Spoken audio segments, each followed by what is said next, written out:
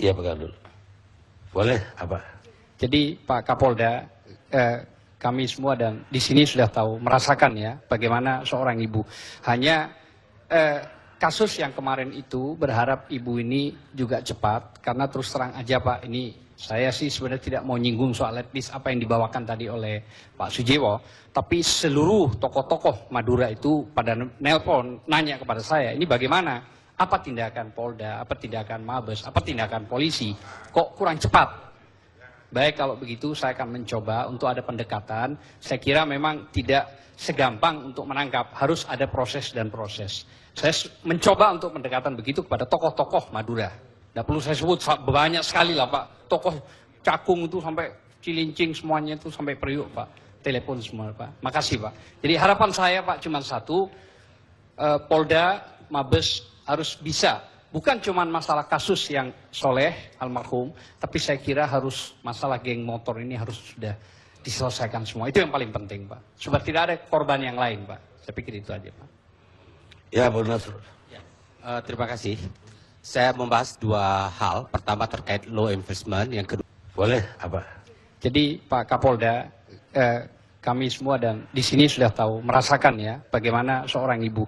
Hanya kasus yang kemarin itu berharap ibu ini juga cepat, karena terus terang aja Pak, ini saya sih sebenarnya tidak mau nyinggung soal etnis apa yang dibawakan tadi oleh Pak Sujiwo, tapi seluruh tokoh-tokoh Madura itu pada nelpon, nanya kepada saya, ini bagaimana?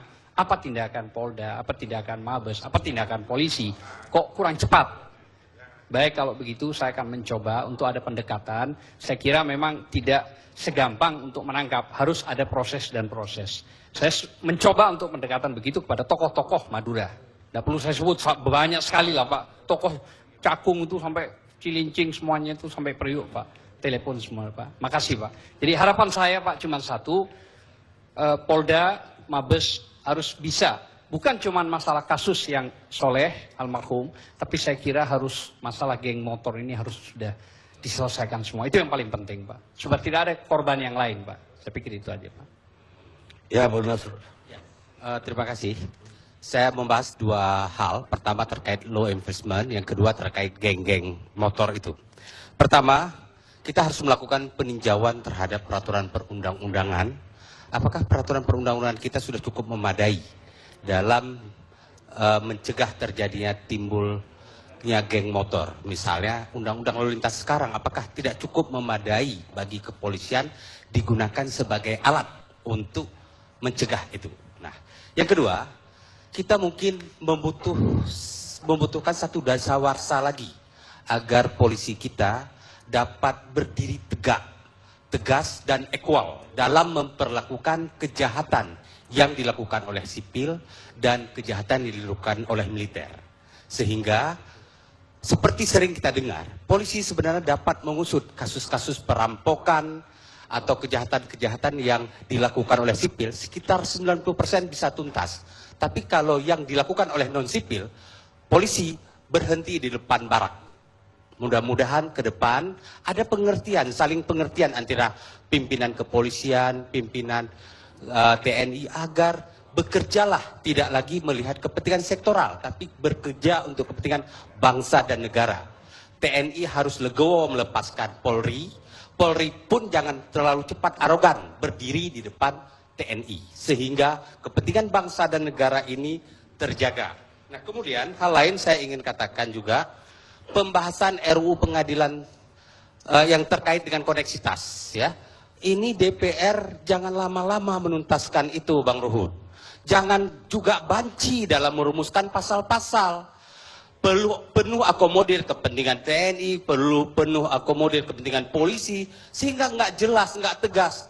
Anda tidak lagi bekerja untuk kepentingan bangsa, tapi Anda bekerja kepada kelompok yang kuat lobby. Itu tidak baik bangsa dan negara, hancur negara kita nanti. Nah, kemudian munculnya geng-geng motor itu sekarang ada geng motor, geng seniman, geng pengacara, geng budayawan.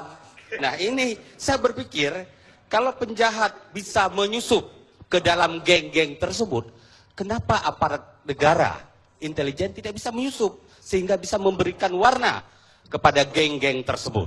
Nah, kemudian saya juga melihat bahwa salah satu cara untuk mencegah atau bahkan meniadakan geng-geng tersebut adalah dengan contoh perilaku dari para elit. Termasuk dalam berbicara jangan kayak gangster, dalam memberikan pendapat jangan kayak gangster, dalam berdebat jangan kayak gangster, jangan model mendikte pencerahan kepada masyarakat. Tidak ada. Saya mohon maaf.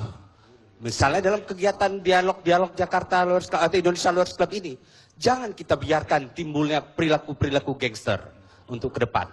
Bang Karni, saya ingin katakan bahwa Indonesia Lawyers Club ini sudah menjadi model, sudah menjadi lifestyle dari anak-anak muda kita. Kadang-kadang nonton JLC tidak, tapi di status BB-nya sudah bilang @JLC, bangga dia dengan JLC. Tapi kalau kita memperlihatkan omongan-omongan sampah di sini, hancur kredibilitas kita, Bang. Apa ada yang ngomong sampah? Kita nilai sendiri masing-masing. Baik, kita istirahat.